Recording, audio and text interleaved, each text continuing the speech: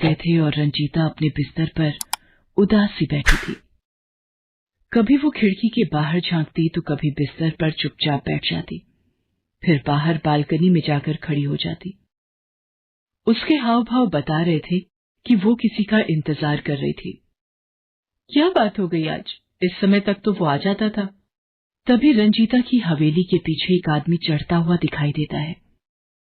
उसने अपने चेहरे को बड़े से तौलिए से ढक रखा था। धीरे धीरे ऊपर चढ़ता हुआ वो रंजीता की बालकनी तक पहुंचा और दबे पांव रंजीता के कमरे में प्रवेश कर गया। रंजीता बिस्तर पर चुपचाप बैठी हुई थी। उसने पीछे से उसके दोनों आंखों को अपने हाथ से ढक लिया और उससे पूछा, बताओ कौन? रंजीता ने उसके हाथों को पहले तो प्यार से छुआ और फिर उसे झटकते हुए बोली, 2 दिन हो गए, तुम्हें अब फुर्सत मिली है मेरे पास आने की? कहाँ थे तुम? पता है तुम्हारे बिना मेरी हालत जल बिन मछली की तरह हो गई थी।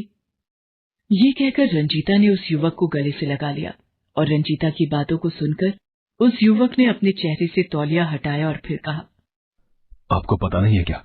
मालिक ने मुझे 2 दिनों के लिए शहर भेजा था। 2 लाख रुपए की रकम किसी को भिजवानी थी और फिर वहां से कुछ लाना था। क्या लाना था? सोने का नेकलेस। आपका जन्मदिन आने वाला है ना। रंजीता ने जब ये सुना तो मुस्कुराते हुए मोहन की ओर देखने लगी और फिर उससे पूछा कि तुम क्या गिफ्ट दे रहे हो जन्मदिन पर मेरे? मैं क्या दे सकता हूँ मालकिन, मैं तो अदना सा नौकर हूँ यहाँ। तुम फिर शुरू हो गए। कोई नौकर और मालिक नहीं होता यहाँ, और जहाँ तक गिफ्ट की बात है, तुमसे महंगा गिफ्ट मुझे कोई नहीं दे सकता।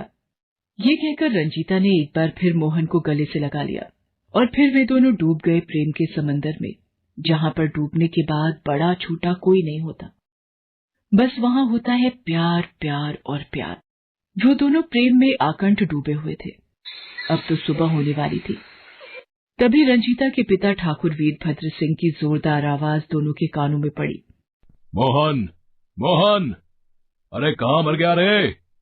ठाकुर साहब की आवाज सुनकर हल्की नींद में चले गए मोहन और रंजीता हड़बड़ाकर उठ बैठे। दोनों के दिल की धड़कन जोर जोर से धड़कने लगी।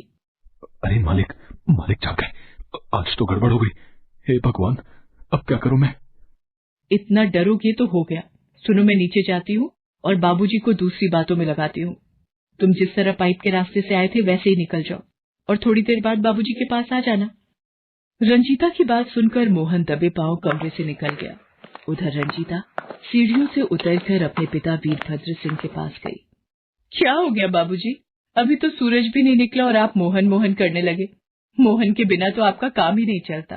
हाँ वो तो है, लेकिन तू आज इतनी जल्दी कैसे जाग गई? 9 बजे के पहले तो तेरी आंख नहीं खुलती और आज 4:30 बजे ही। तभी वहाँ पर मोहन आ जाता है। उसे देखकर वीरभद्र सिंह उस पर चिल्लाते हुए कहते हैं, अरे कहाँ था रे तू? हैं? तुझे आवाज दे देकर गला बैठ गया मेरा। मालिक, वो भैंसिया चिल्ला रही थी, इसलिए उसे चारा देने गया था। सुन, तुझे पता है ना आज रंजीता का जन्मदिन है।